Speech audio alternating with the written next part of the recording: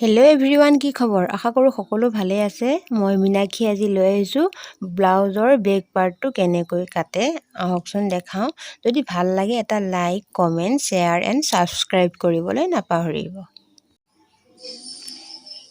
এয়া দীঘল লৈছোঁ মই 15 আৰু কঁকাল লৈছোঁ 9.5। যিহেতু মই 32 চাইজৰ ব্লাউজ চিলাম সেয়েহে লৈছোঁ। আৰু কান্ধৰ ফালে লৈছোঁ 2.5 আৰু বাহু লৈছোঁ 2.5।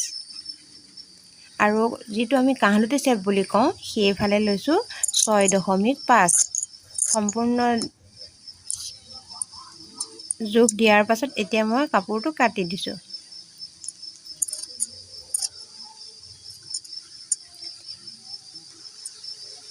আৰু যিটো আমি পিঠি চাইড বুলি কওঁ সেই পিঠিৰ কাটটো দিছোঁ 9.5।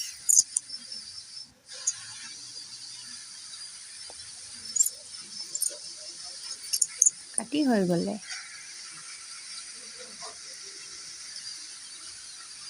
এইটো যিহেতু মই গোল কাট দিম সেয়েহে মই ধুনীয়াকৈ চিধাকৈ দাগ দি এতিয়া গোলকৈ অকণমান কাটি দিছোঁ। চাওকচোন কিমান ধুনীয়া হৈছে।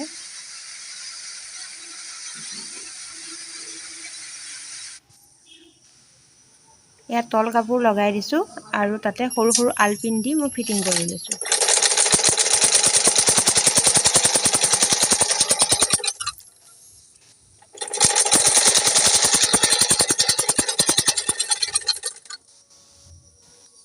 দেখিছেনে কিমান ধুনীয়া প্লেইন হৈছে। আপোনালোকেও আলপিন ব্যৱহাৰ কৰিব।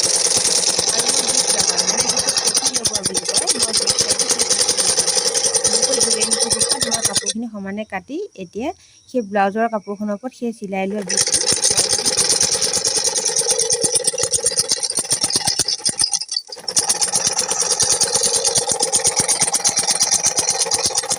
এটা চিলাই হোৱাৰ পাছত আকৌ এটা চিলাই দি দিব। আৰু তলৰ চাইডে বাঢ়ি থকা কাপোৰবোৰ অলপ অলপকৈ কাটি দিছোঁ।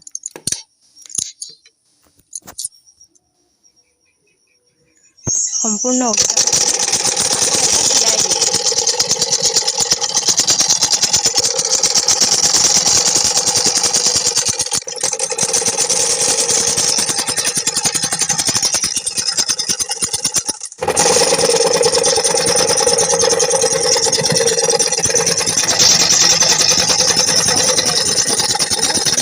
খুলি নাযায়।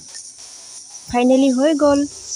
কেনেকুৱা হৈছে জনাবলৈ নাপাহৰিব। তেনেহ'লে আজিলৈ বাই বাই।